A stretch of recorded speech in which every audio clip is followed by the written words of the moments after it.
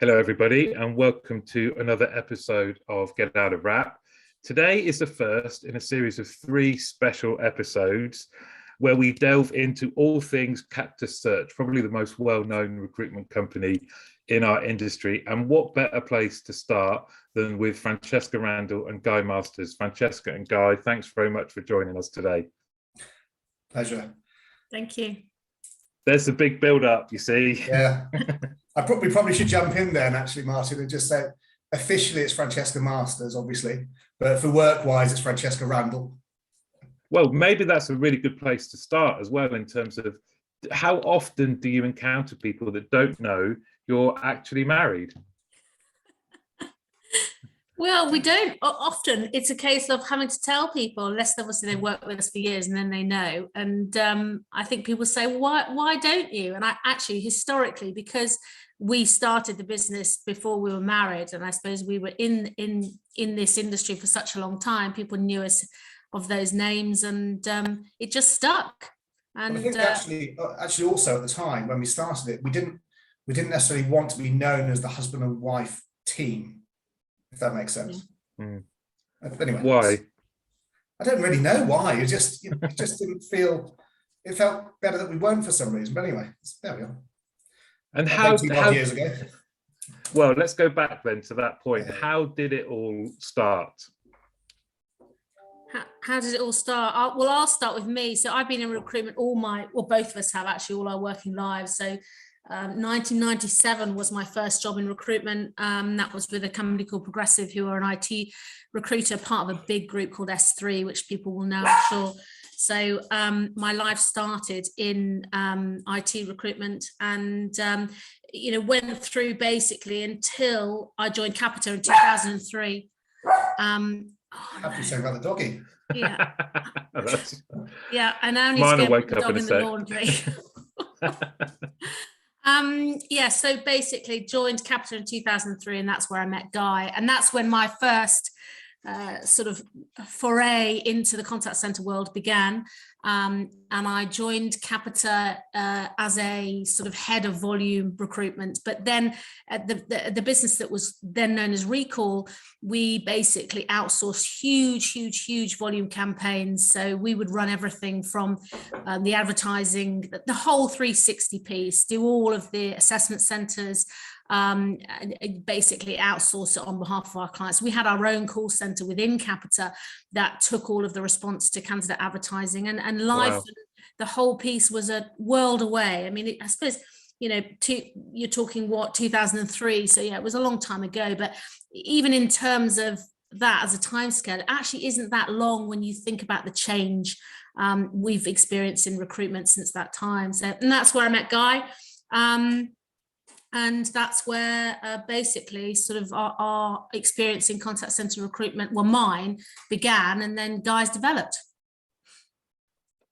And then Guy, from your point of view, were you also at Capita then? I was. I joined Capita, but I was in. So in 1998, which makes me feel extremely old, obviously. In 1998, myself and a friend had this little wacky idea that we were going to do. The dog is now knocking on my door. Anyway, we were going to do contact center management recruitment. So me and a mate want to start a company, and his father very kindly said, "Well, look, you guys know nothing. You're 21 years old. Here's a corner of." He had his own business, so he said, "Here's a corner of my office. Here's 2 telephone lines. Here's 2 old IBM 286 computers, I think they were." Anyway, he said, "Off you go." So my mate, who quickly realised that we couldn't actually earn any money until we actually build any money, decided immediately, "Well, I'm not doing that. Then I'm going to have to find a job." So off he went, and left me on my own in the corner of this office with a 286 computer. And from there we built the team, and we had sort of kind of great times, and did some brilliant stuff. And I think back in those days, we were recruiting managers for call centers. That's what we were doing. Purely managers for call centers. There was no speech analytics, WFM. There was none of that kind of stuff. It was just brand new world. Go in and manage a load of people in a big room somewhere with a load of phone lines. Why contact center managers? Why did you sort of land on that? So I went to work for an organisation in London for a brief period who were a recruiter into contact centres, and they did volume resourcing. In fact, it was really, really good fun, but London wasn't the right place for me. It was far too expensive to live there, earning next to nothing. And I was in business development, and it was great fun, but I kind of had to move home. And I thought, well, actually, I've really enjoyed what I'm doing, but I need to do it in a cheaper environment. And actually, I really quite like doing things myself. So that's kind of why we built it to begin with. And yeah, we had great times, great fun. Built the team, did really well. I suppose the slightly unfortunate ending to that for me was that being, sort of 21 years old and very naive, I didn't realize that all my idea and my sweat, blood and tears didn't translate into me owning some of that company. So 3 and a bit years later, I was like, wow, I don't own any of it? No. Oof. It's a bit of a hard pillar to swallow, so I left. Bit of a big learning curve, that one, Guy. It was a big learning curve. It's fascinating, isn't it? Because it does then lend itself to my daughter's got a business studies GCSE today, and when you read through it now versus certainly back when I was at school, they're so different, and that kind of entrepreneurship and owning your own business and the things you need to be mindful of if you're there as a kind of period of startup is actually prevalent now, whereas before it wasn't. And the only way you learn is through your experiences. Yeah, absolutely. So it was a great experience at the time. Obviously not that final ending, if you like, but it was a great experience at the time. And I loved every minute of it. Literally worked 7 till 9, 7 days a week. Absolutely loved it. Yeah. And what is it the bug then? So you're both very passionate about recruitment and the contact center industry. From that early point, are you bitten by a bug and then it stays with you for forever? Because you're both still really passionate about it now. I think it probably is. I think it probably is. I think we're fortunate enough to work in an industry that for better or for worse touches everyone's lives in some respect.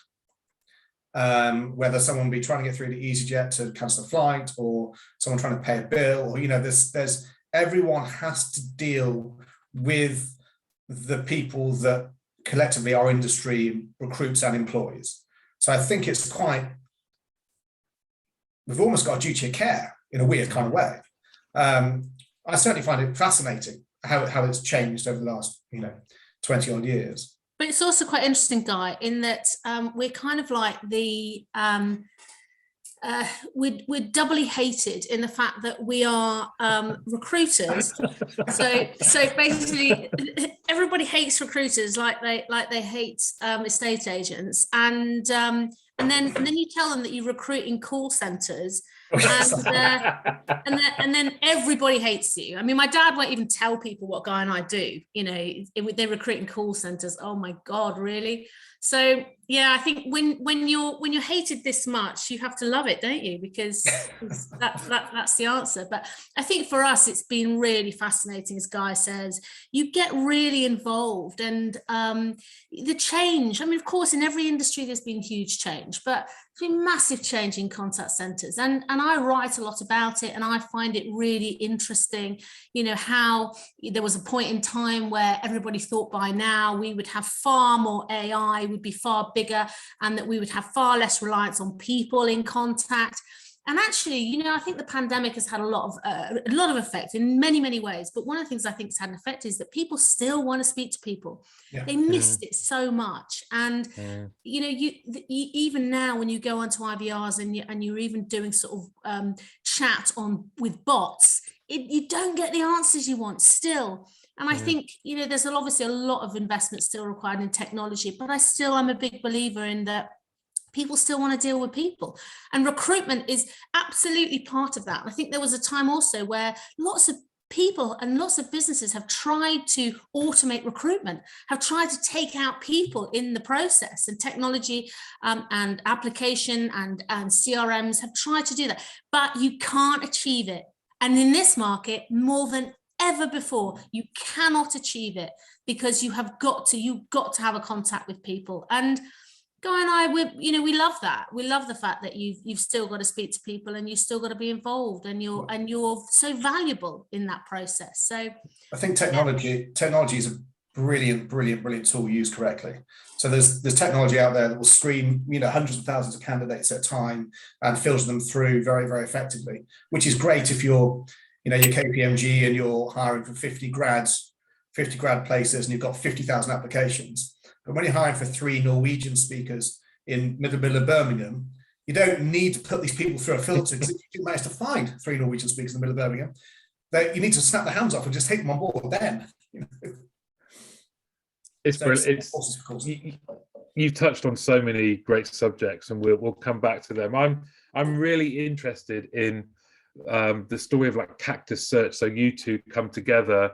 Did you come together to create Cactus Search, or did that happen afterwards? Oh, actually, I've forgotten to say that, interestingly or not, as people may find, Guy and I actually went to school together. Oh, really? Yeah. So, he was 2 years younger than me. So she didn't know who I was, Martin. I didn't know who he was. Obviously, he knew who I was. But we were actually at school together. And it was so strange when we met at Capita. And then suddenly we realized we'd been at school together. And then we had lots of people in common, but then had never even met each other. So basically, we were destined. This was destined from a long time before. But back to your question about how did we set up Cactus. Guy's probably better to answer this, but in a nutshell, I think Guy had got frustrated with working for a business and really wanted to try it again, and this time make sure he owned it. I think that's a good point. I think I got frustrated with the one size fits all approach. So when you've got Capita is a brilliant business in so many ways, and so many large businesses are fantastic. But when you've got, you've probably got 20 different recruitment businesses in a large business, and all the other businesses they had, it's technology and everything gets dumped on you. This is going to be great because it's great for some business over there. Well, actually, it doesn't really work it's not fit for purpose what you need. And I just found it a bit frustrating, if I'm honest with you, that we were kind of were hampered. We weren't able to go and do our own thing as much as we wanted to because of the corporate governance and the IT governance that we had in place. And maybe I was always destined to have my own proper company. And then naturally, the question is, why Cactus as a name? Guy has to answer this. I was about 4 pints in with a friend. And I like visual things. So I like visual. Hang on, I'll move sideways. There we are. I like visual things. Yeah, I love it. There we are. Love it. So I like visual things, and all of our competitors at the time were all call center this or contact center that, and it was all you're kind of lost in the muddle of everyone with similar names. So I wanted something completely different. For better or for worse, that's what we ended up with. I was going to go back just one step because Guy set up Cactus on his own back then. I still was working at Capita, and I really loved my time at Capita. I learned so much, even as the units that we ran were relatively, very small in comparison to Capita size. We had to learn how to run our own P&L, and there was an awful lot that Guy and I would say we took from Capita that has really helped us in our future. Great experience, yeah. And I think when Guy set it up, I didn't join him at that point. I was thinking of what else I wanted to do, and they actually closed that site in Cheltenham, and then they sort of repositioned it in Basingstoke. I didn't want to be based there, so then I had to think about what I wanted to do, and I did a few bits of consultancy, and then funnily enough, my father, he said to me, I don't get it, and he said, genuinely, I would not say this to many people, but you and Guy have always worked together. You have a great relationship. I really think you should do this together. And I remember speaking to Guy about it.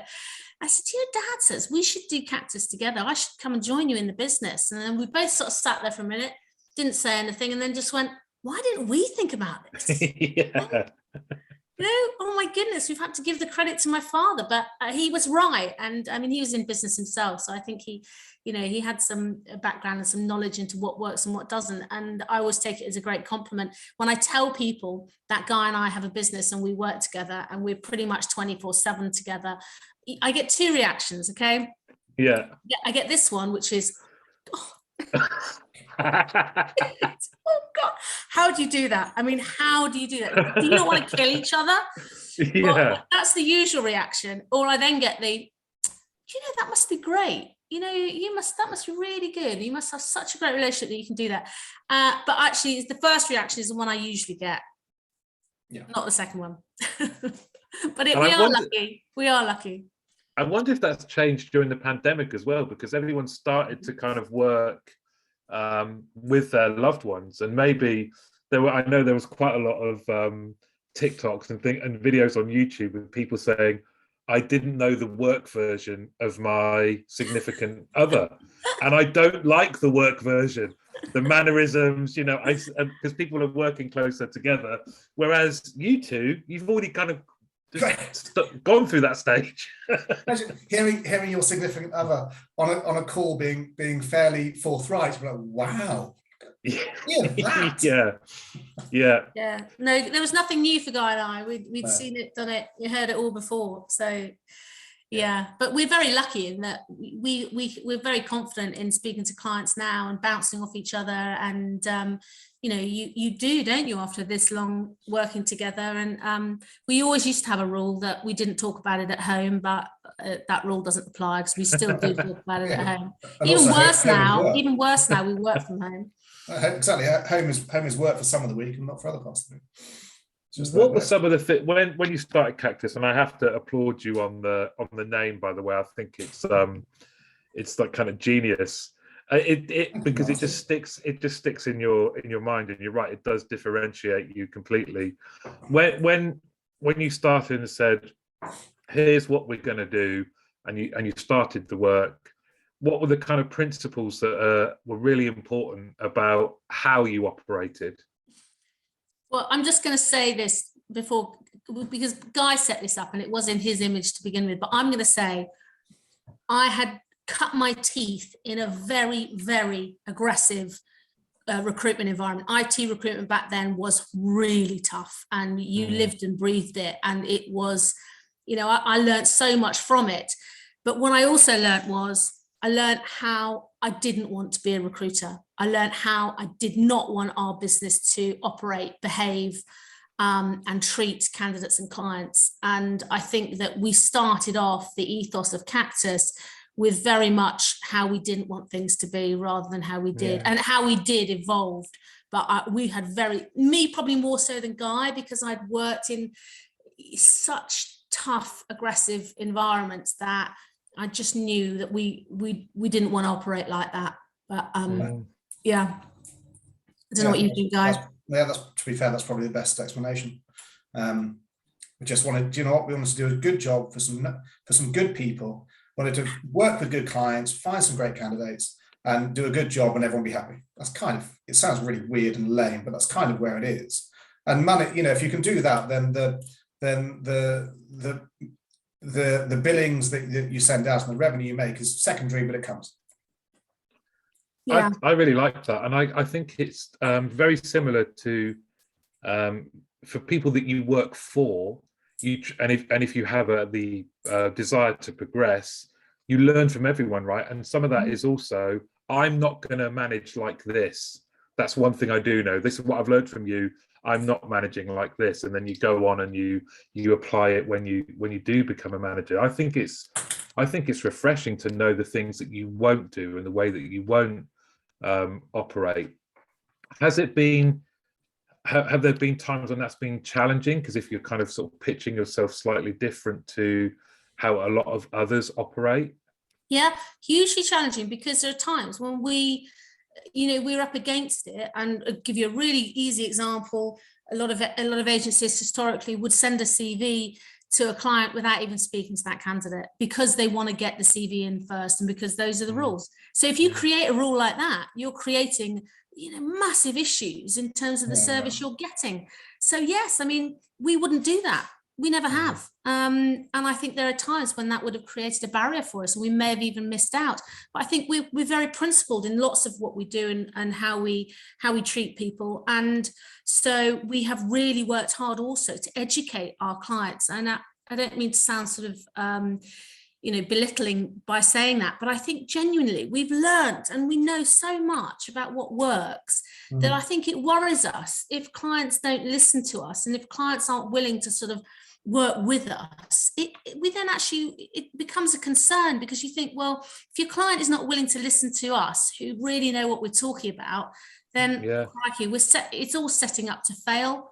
That's right. I mean, we're in the market. We're in the market all day, every day, speaking to people who are at the moment are moving at lightning speed. So to have organisations sit on CVs for maybe a month, or a hiring manager sit on CVs for a month, and then wonder why they're not there, and trying to put them through a 5-stage process to recruit someone. Those days probably weren't ever there, but they're certainly not there now. It's speed, it's engagement, and candidates want to be engaged. They don't want to be put through a process. They actually really want to be engaged and feel that they're going through this really great experience. Anyway, do you find then that in that kind of the relationship that you're developing with your clients and the education you're providing based on your experience and your insight, it also includes, is there, or have you seen a desire from clients for quantity over quality? So that's a measure of success, is how many applicants they have for a particular role versus kind of, well, we might not have anyone for you yet, but when we do, it'll be the right person. I think unfortunately in the sector that obviously contact centers sit in, it is probably more quantity driven, because you've got to imagine, and from the work you do, Martin, you know how many contacts that you're likely to expect given a certain day, hour, certain marketing campaign, and that translates to how many people you kind of need to service those contacts in whatever means they're going to be servicing.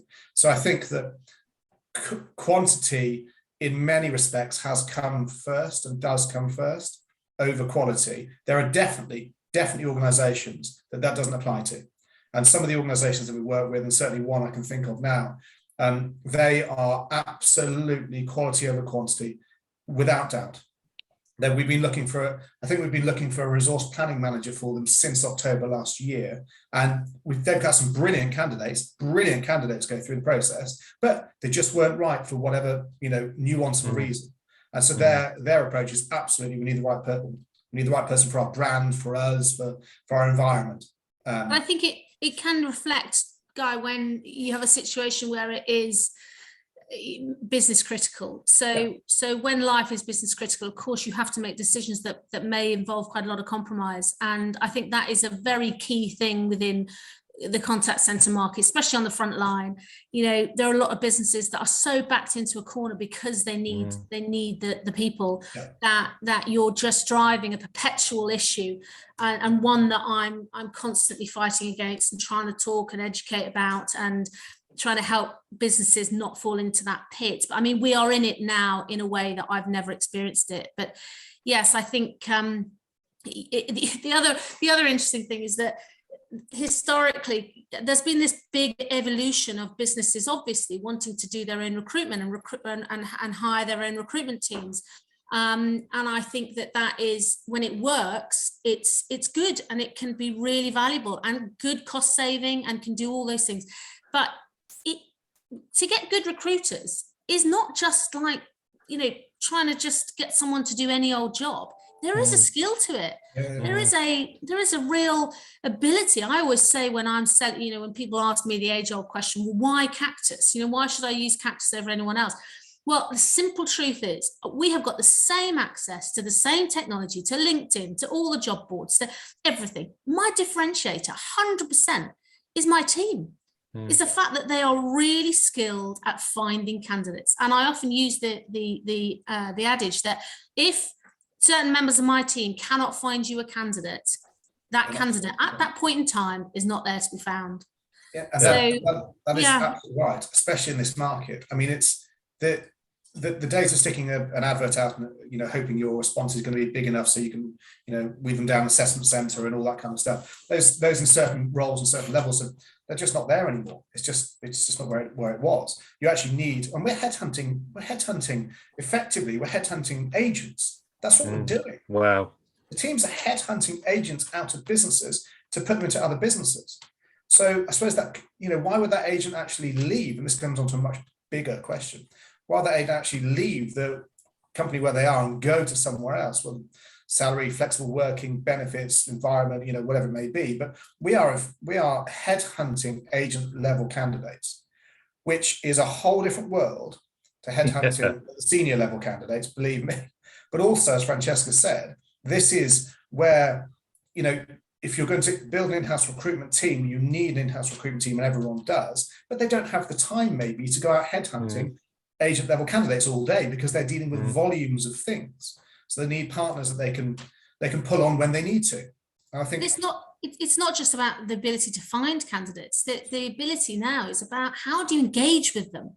How do you really make sure that someone's listening to you, they're bought in, that they are, you know, they stand a good chance of turning up for an interview, because that's a massive issue, that they, all the way through that process, there is a real skill to getting candidates engaged and driving them through the process and all the bits that we have to do daily, right up until they're not just started the job, 3 months into the job and beyond.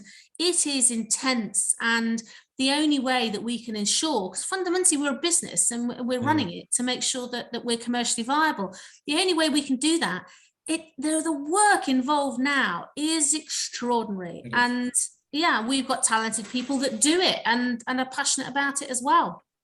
I thought when it must be great to have that confidence in your team, but when you mentioned searching for a resource planning role since October, straight away I just thought that is a Herculean task of relationship management, because you mentioned great candidates. So as you've prepped and got ready and developed a relationship with a candidate to place them there, only for the client to, for their criteria, say, no, you've got to have the relationship with the client. You've also got to have the relationship with the candidates. And you, like you said, you used the word brilliant candidates, and then still manage yourself and through the kind of the disappointment, I guess, of right, okay, we're still at it. I'm still plugging away since October.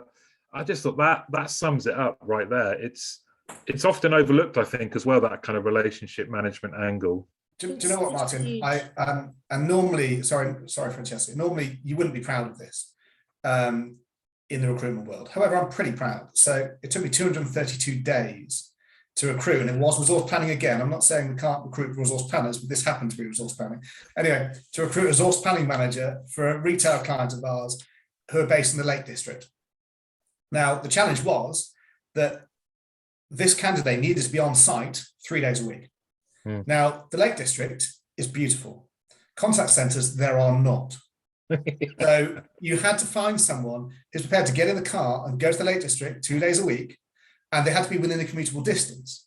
I mean, the organisation, we're offering a very, very good relocation package, but you're not going to relocate immediately. It's going to take you 6 months to work out whether or not, you know, they like you.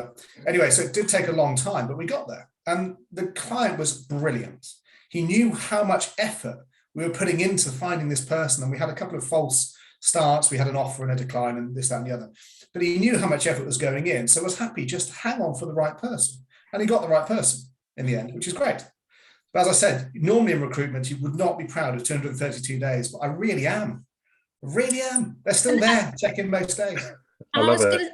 I was going to say that sort of leads on to the three phrases that over the years our team must have heard, certainly from my mouth and from both of us, that have always been there. So the three things they hear is, and the one that you were saying, Martin, in understanding the sort of task of it and the emotional upheaval and up and down, is it's a roller coaster.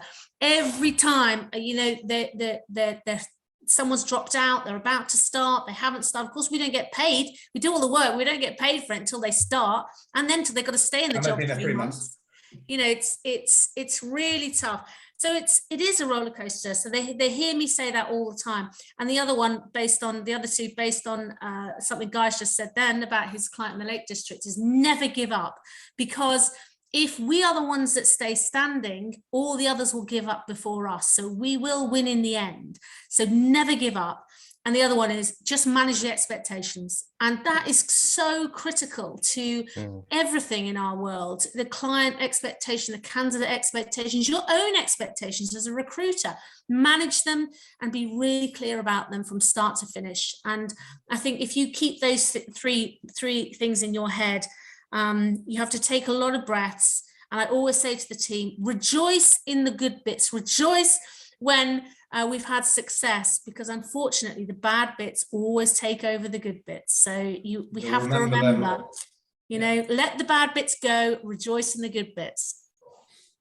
I actually feel really motivated by that.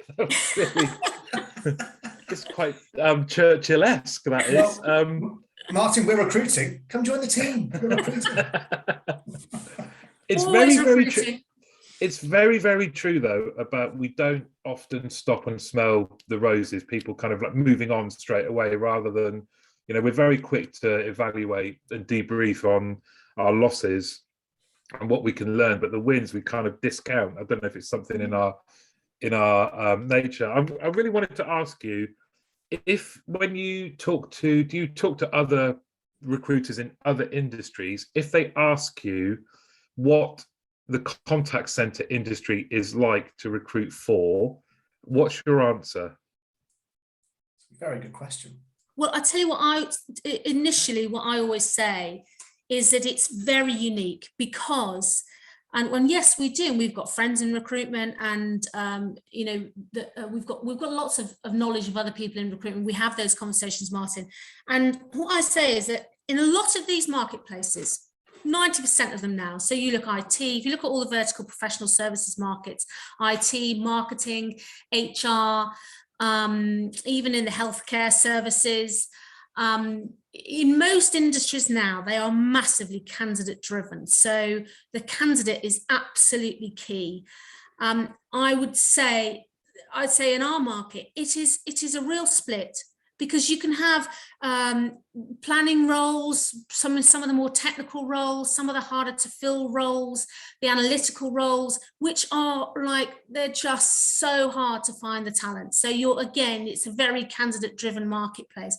And then on the flip side of it, you can have other roles that are perhaps a bit more standard, where you'd expect in a pyramid structure that is contact centers that you're going to have more people of. So team leaders, customer service managers, where you might get a response in certain locations of hundreds and hundreds of people responding.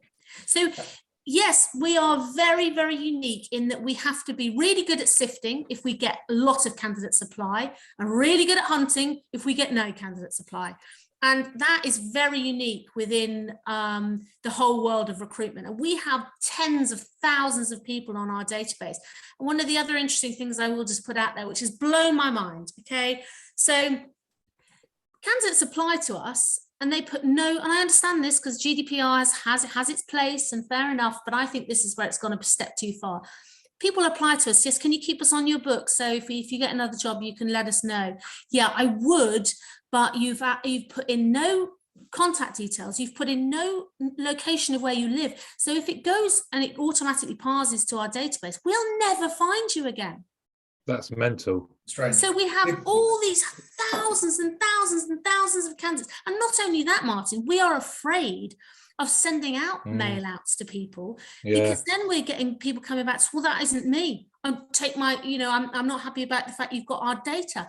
And of course I get it. And I really understand the fact that you have to protect people's data, but it has massively impacted how we can search, how we can contact, and how candidates, how we store their data, because we can't find them again. I think realistically though, so this is two things. Firstly, I think the contact center industry is such a broad industry for recruiting into the contact center industry. You can be recruiting agents all the way through to IT directors, because they have, their job is purely focused on the contact center, to speech analytics, to resource planning, to sales, to service, to collections. You're getting this. It's a humongous broad industry. If you're just recruiting into, let's say, the marketing industry, and this is no disrespect to any marketing recruitment companies, but if you're just recruiting marketing, then you've got B2C, B2B, you've obviously got product and you've got service, but it's kind of it's a narrow, whereas ours is a broad narrow, if that makes sense. Yeah. But sorry, just on the database thing. So when recruitment, when we started the business in 2003, the whole focus was build a database, get data, get candidates' details, build a database, build mailing lists, build everything we can, because that's how you found candidates quickly. That is no longer the case.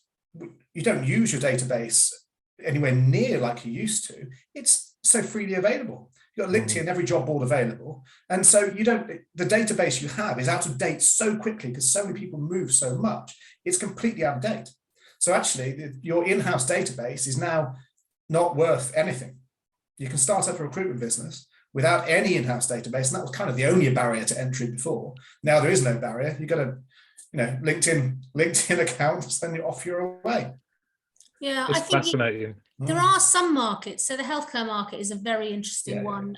It's so candidate short. We've got massive issues in the UK, as everybody knows. So your candidate then is so protected, and you have people who are constantly just calling people, checking what they're doing, where are they? They still. So their management of that CRM and of those candidates is intense. Because it has to be, because the commodity is so great that you need to know who's available. Can they do shifts or whatever. So it has a different focus. But I think what Guy and I are finding now is that the world is so big out there, and the speed, as Guy said, the speed to recruit and the change in terms of people moving on, and what is the timescale now for data being in date? And for us, it's not long. And the amount of clients now that I speak to on frontline, certainly for volume and frontline type roles, and they'll say to me, oh, well, what's the market like for people in Manchester at the moment in this sort of role? And I said, well, I can give you a pretty good idea about who else is looking out there, but who have you got on your books? And I just think, no. I don't think you get it. There is no such thing as books anymore. Books are gone. Books are closed. We've closed those books. No more. And that's the same thing with salary surveys. So we get asked a lot. We've got a salary survey, and we actually said we haven't, because it changes weekly and monthly. Especially now, it changes so quick that we can go to the effort of actually building one, and then it's out of date anyway. So. But on that, Martin, I would say it is a key thing that I do a lot of work for clients. And when people say, well, can you give me an idea of what we'd need to pay locally? And I said, yes, and I'll do that. But what I do is I look locally, and I don't just look at contact centres. So I take a broad stroke of the market around the salary and location and what's on offer, because they're your competition. You certainly, again, frontline, they're your competition. It's not call centers anymore. Who else is recruiting? Well, that doesn't matter. You've just got to look to see, in that market, in that salary bracket, what is out there. And not just that, now we are faced with an even bigger challenge in that, the first job that comes up in your search is a remote job. So it's not just in your local area. You're actually, you're competing against the whole of the UK. And I think that's a struggle for a lot of businesses, a real struggle. Because you're so entwined in everything about the industry, and like you say, it's kind of the breadth of all of the roles, which I just love about our industry. It can be finance, HR, learning and development, resource planning, just operational management, all of these different things. I'm really keen to get your views on what's changed over the last few years. We've gone through some seismic change as a society, but for the industry itself, and I think there's a couple of things you've already touched on, kind of the speed with which you're required to get roles, and also the speed of change. What else, kind of, when you look over this last, let's say 3 to 5 year period, what are your views on the industry? How has the industry changed? Crikey, that's quite a big question. Well, I mean, I'll let Guy think on it. His brain is obviously in need of a reboot.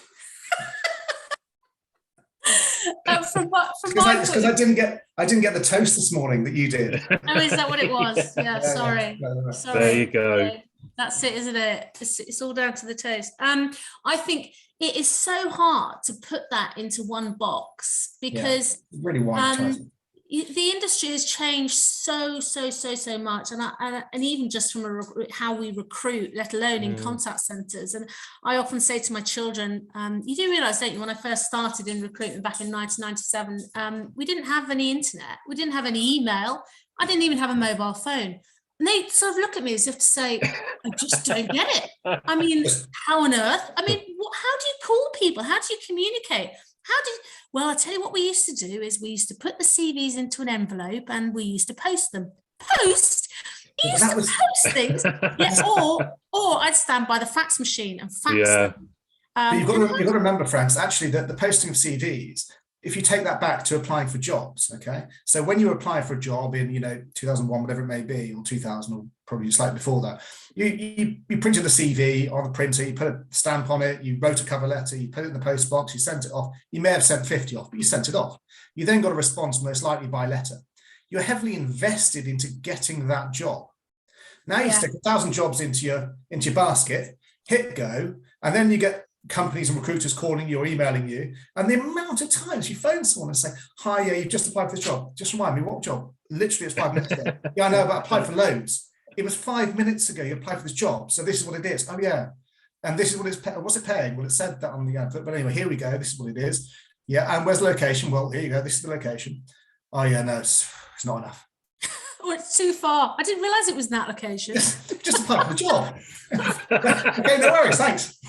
Anyway, sorry, I'm kind of digressing. No, that's fascinating. It's so true.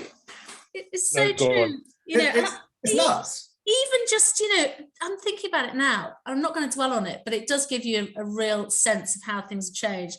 Back then, we used to have to either Tipp-Ex or get white pieces of sticky, like, sticky labels, but really thin, and have to cover over the address and the contact details, and then photocopy that CV onto our headed paper and then send it out in the post. And that is what we did. You do know that the next recruitment company Martin does this with, he's going to specifically pick younger recruiters. Yeah. No, do you know what?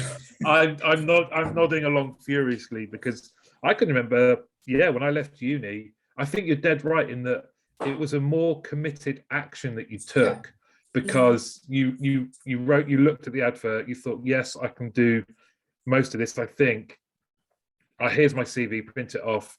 Address, letter, take it to the post office, write it down in a folder somewhere to say this is the one you've applied for, this is the date. It was far different, and that because you cover all levels, all people, and there is this kind of like aggregated democratization, huge technology behind everything.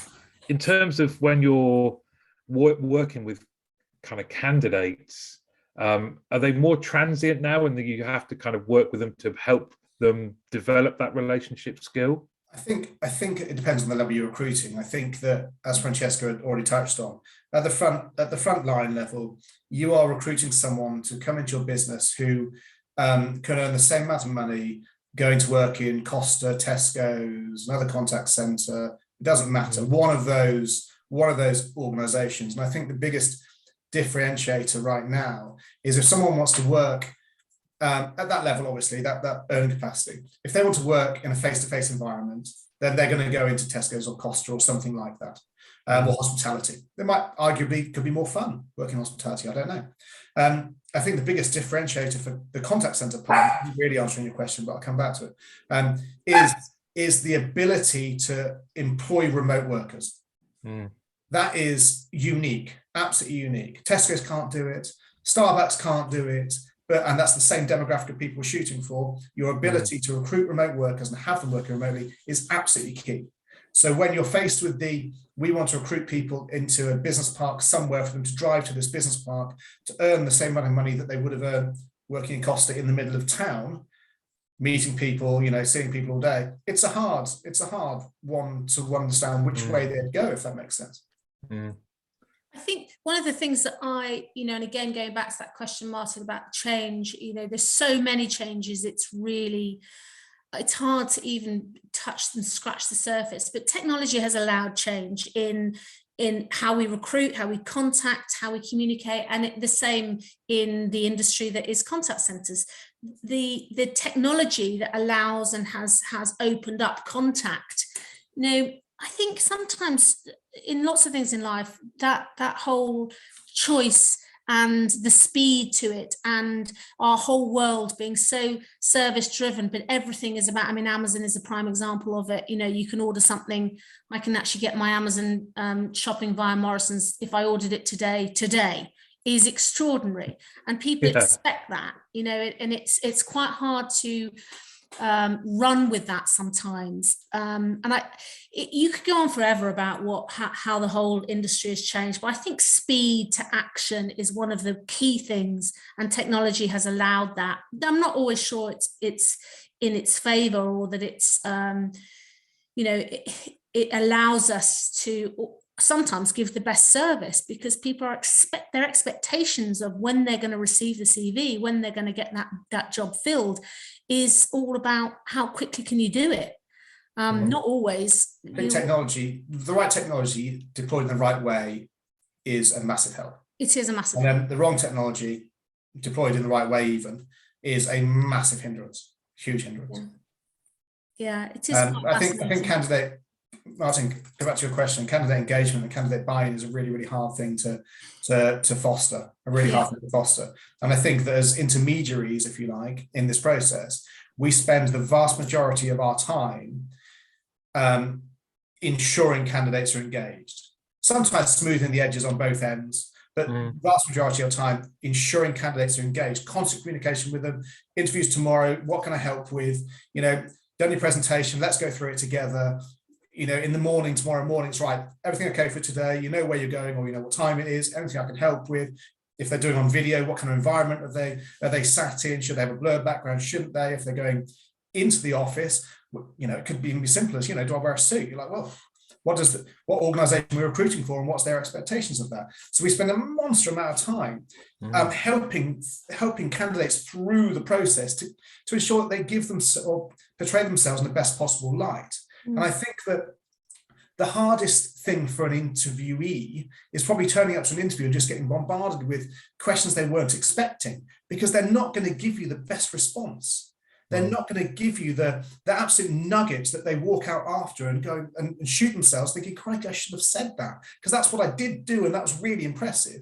But because they're nervous and they're being shot questions at, it doesn't give them the best environment to make the most of themselves, which I think is a challenge with maybe historic interviewing processes. Competency-based, turn up for an hour, get 5 questions, tick box and go again, I don't think brings out the best in people. And there's no doubt about it, Guy, that we know serial interview experts that are definitely not the right people for the job, but Absolutely. They know how to get the job. They do indeed. And how much of that is down to, as somebody that's interviewed lots of people in my career, I understand why sometimes you're given a bank of questions because it's about fairness. But to your point, sometimes they're a hindrance because you can't really get to know the person unless somehow the questions allow you to foster that or uncover something over and above what you're asking for. It's a real challenge. And the other thing I wanted to ask you was around, are you seeing KTAs and job specs kind of morphing into each other and changing? There seems to be a lot of roles where you can't quite determine what it is. You might know the kind of field, but it's interesting because actually we probably only get given a job spec for 50% of the roles we recruit. Oh, really? Yeah, honestly. Literally. Wow. And much of the time we go about the whole process without a job spec. We'll have a meeting with the hiring manager. We'll get all the information from the hiring manager. But 50% of the time we don't have a job spec. And then we are just regurgitating what the hiring manager has said to us in conversations like this. And I think that we get more out of a conversation like this with you as the hiring manager than any job spec will ever give us, because the job spec in so many times has been written 7 years ago, and it's just sent out here. Oh, we need another. We need two more. 2 more pools. Fantastic. 2 more of these. Oh yeah, 2 more of those. 3 more of those. And I think that having these, I mean, if this was an interview, certainly I've got more out of this than any competency-based hour-long interview that we'd have had. So I think job specs are interesting. I think that key things in job specs we need. So certain technology skills, certain IT skills, absolutely. Experience of B2C industries has to be retail categorically. But I think that so many are just words on a paper that actually just ask for soft skills. That it's interesting though, because I go back a long way now to something that a client of ours was recruiting for sales, and they did a really interesting survey. I think it was for outbound sales, and they actually assessed that, and this then came into their selection process. They worked out that those candidates that had when they were younger, sort of under working age, so at school age, when they'd had their own jobs, like a paper round, or they'd gone and earned money in lots of other ways, or working in a shop or doing whatever. But that idea of having a sort of paper round, those people that had started work at a very young age, or had started earning money at a young age, were leagues ahead when it came to looking at success in that sales type role and success in terms of longevity in that role. It was so clear. It was so clear. That's very simple, but what it tells you is you're dealing there with a mentality, you're dealing there with an attitude that is, I'm motivated to earn money at a young age, and if it's there at a young age, it's instilled in you, and you're going to be, you're going to pass that through. So then they started using that in their interview process, where they then said, so tell me, when did you first start earning money? And it became a really successful tool for them to assess. And that is, I think, a really important thing to remember, is that so many people, when they're interviewing, and I've interviewed obviously thousands of people in my life, and people to come and work for Cactus, to work for Guy and I, and I've changed it so much over time. And I'm really interested in people's background. I'm really interested in where they were at school, what their influences are, and I just think that a lot of it is so important, where we come from, not where we are, but where we come from and what's driven us, and trying to decipher that in people isn't always easy. I mean, I'm really good at drawing things out of people, and it is a skill, but I think we lose sight of that, and just really trying to, because what that then does is build a relationship with that person that then they want to open up. There's nothing more intoxicating than people asking you questions about you. Absolutely. I think actually just on the sales thing, that's something else that where the industry has changed so much. So outbound B2C sales is a rarity. It's a rarity now. Actually, finding someone to do outbound B2B sales is amazingly difficult anyway, but it's actually a rarity. There's not that much outbound B2B sales or B2C, sorry, not B2B, B2C sales in the UK, because it's so hard to do that. Yeah, I mean, there's so much law around B2C selling now, and in lots of ways that's a good thing, and it has helped. But there was a time when that was huge. That was a huge industry within a huge industry, if that makes sense.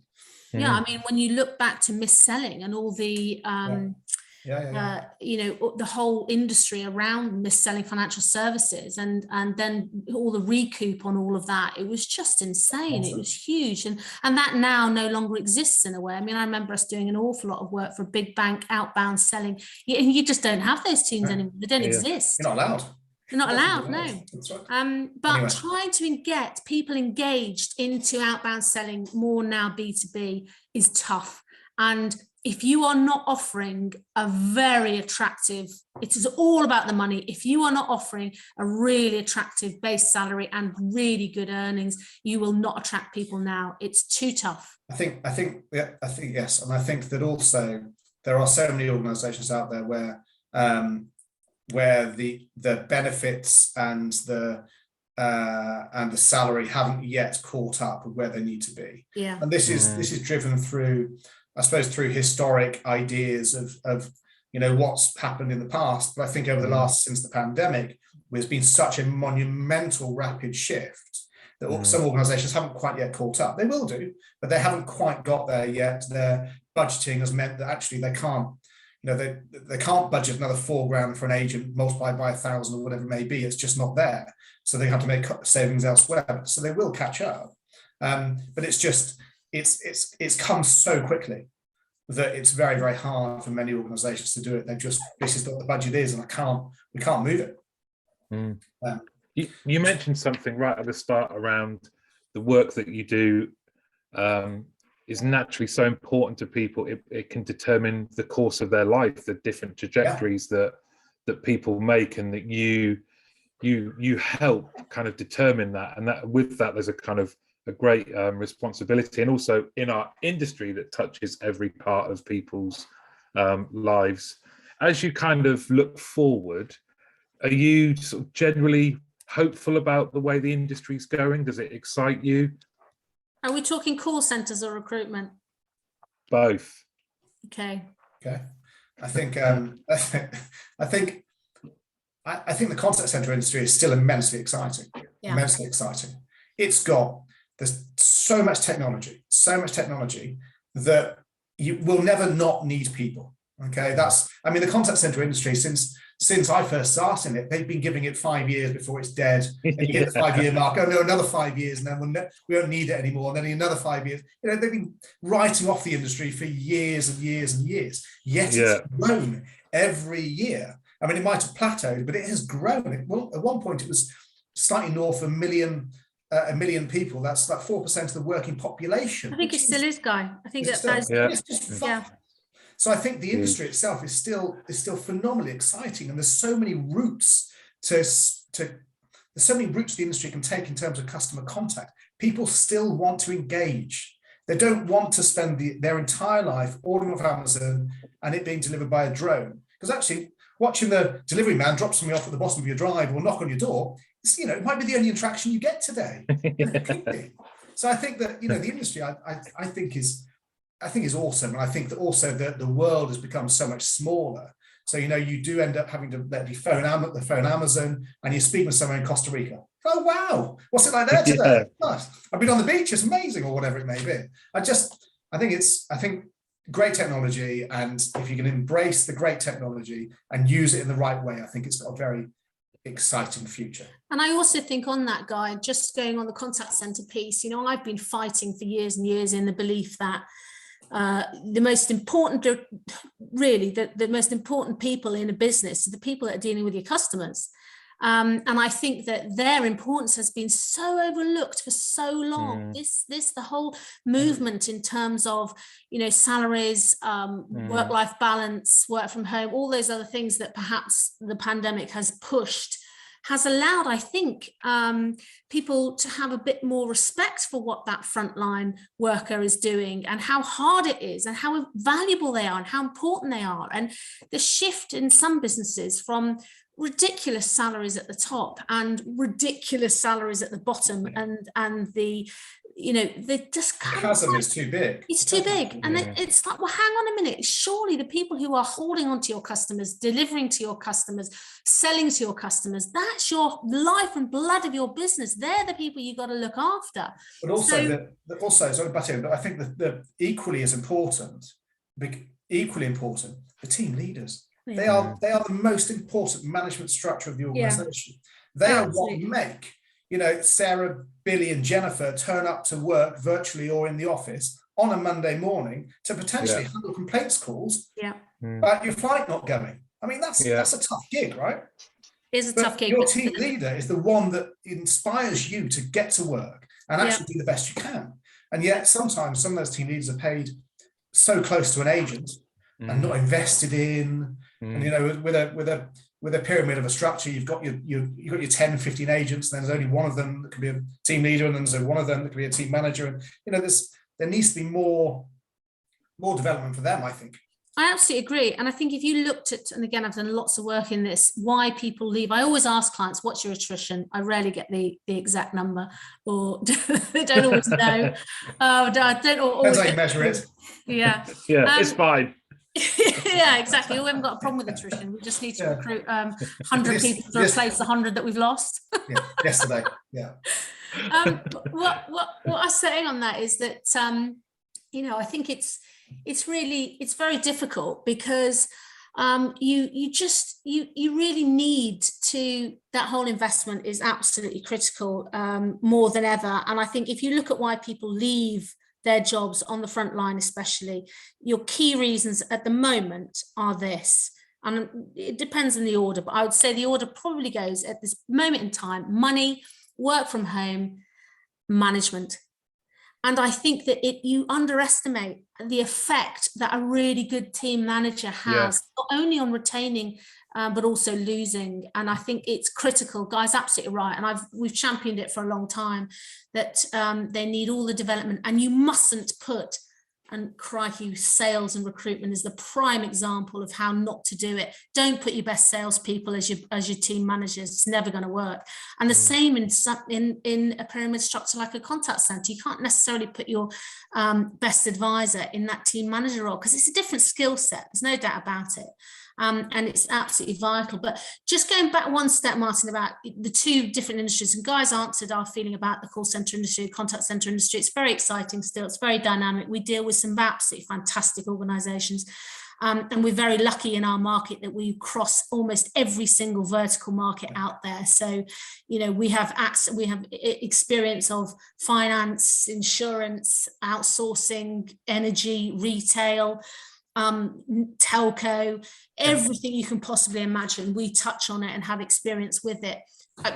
In answer to your question about recruitment, we have to be very careful. We're pretty long in the tooth, Guy and I. We've been doing this a long time. And we believe in a lot of things. And going back to what we said at the beginning, what was our reason for setting up Cactus? What was the ethos we wanted? Good service, good value, and enjoy it. Enjoy the communication and the relationships we have. And we do become cynical sometimes. And our wish for a perfect world would be to just have clients that really respect us and want to work with us, because of which we have lots. And I think if you were to ask us what would be the thing that we'd most wish, is that all of them are like that. Everybody will treat you and respect what you're trying to do and build a relationship with you. Yeah, I think the thing is in recruitment, especially in the recruitment that we do, we spend 80% of our life working for free, literally working for free. So we send a bill when someone starts work. That person doesn't last 3 months. There's some money going back to the employer, et cetera, et cetera. But 80% of our life, 4 days of our week, is working for absolute free. So if we're providing completely free service, the organizations we work with, because it's completely free, would like a little buy-in from them, and draw on our expertise in areas. Look, this is the process for recruiting this one person or these 100. What do you think? Well, actually, if we drop this and then maybe introduce that, then that would really help and speed through the process. And let's not take 2 weeks to literally review a CV and then book an interview in 2 weeks later. We can really help companies through that, and surely us helping will mean they've got better results. And actually, us helping them, they get better results. We maybe don't spend 80% of our time working for free. No. And I think, and that's it really, we can't change a candidate attitude, and there's nothing we can do there. We've got some amazing candidates out there that are just an absolute joy to work with, and we love, not just placing them once, but in some people's career, all the way through their career, which there's one gentleman I placed. He's a very, very senior, very, very, very lovely guy. And I've placed him 4 times. The first one was in 1998 out to Vodafone in Egypt. And since then, he's just gone up the structure, and he's brilliant. But 4 times. There's another gentleman who I think he got a toaster, a kettle, and a microwave from us, because for loyalty you get sent these things. So I think he replaced him 3 times. What do I get this time? And so we've had a toaster and a kettle. You get a microwave. Then that's the way it works. Yeah, just furnishing his kitchen. Exactly, yeah. Exactly. And we do respect that, and a huge amount of our business is driven by the relationships we've had with candidates who then come back to us when they're looking to recruit, and we've always worked hard in maintaining those relationships and enjoying them. I think what I'm trying to say is that what we really hope for is that we can continue to enjoy it. And the key to that is having good relationships with clients and candidates. You just want to feel that all that effort yes, of course, it's rewarded when we're the bill's in and we've been paid it. But there's a lot of heartache to get there. So the journey is always sweeter if the people you deal with are just good people to deal with. Yeah, I love that. I love it. I'm going to have neck ache later because I've been nodding furiously to so many things that you just absolutely hit the nail on the head. Just kind of what we should be doing more for frontline customer facing, whether you call them agents or advisors, the importance of investing in team leaders, and then just sharing all your insights and letting us see behind the scenes the passion for our industry and recruiting the right people. It's been a privilege. Hugo's agreeing with me as well. The dog, I love it. I'm really looking forward to doing 2 more of these, but Guy and Francesca, thank you very much. It's been awesome. Well, thanks for having us, Martin. We've really enjoyed it. Very much enjoyed it, Martin. Thank you very much. Thank you. Cheers.